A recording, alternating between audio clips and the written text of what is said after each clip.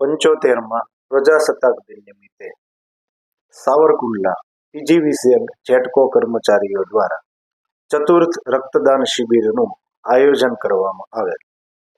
આ શિબિરને સફળ બનાવવા માટે છેલ્લા 1 માસથી ભારે જહેમત ઉઠાવવામાં આવેલ હતી, તેમજ આ તકે આયોજકો દ્વારા તમામ પ્રત્યક્ષ કે પરોક્ષ મદદરૂપ થયેલ લોકોનો સહૃદય આભાર વ્યક્ત કરવામાં આવ્યો। પીજીવીસીએલ તથા જેટકો પરિવાર દ્વારા સાવરકુંડલા સતત ચોથા વર્ષે પણ બ્લડ કેમ્પનું આયોજન 26મી જાન્યુઆરીના રોજ કરેલ છે। 26મી જાન્યુઆરીના દિવસનો આ ચોથો સતત 4 વર્ષથી કેમ્પ થાય છે।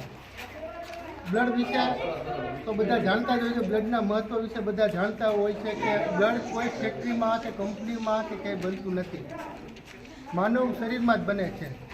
બ્લડની અગત્યતા જ્યારે આપણા કુટુંબમાં કોઈને લોહીની જરૂર પડે ત્યારે આપણને ખબર પડે છે, પણ મેં જોયું છે કે પીજીવીસીએલ જેટકો પરિવાર સાવરકુંડલા દર વર્ષે 26મી જાન્યુઆરીના રોજ વધારે બ્લડ થાય તેવું 15-20 દિવસ અગાઉથી મહેનત કરતા હોય છે। આ વખતે પણ સરસ માત્રામાં બ્લડ રક્ત એકઠું થયું છે।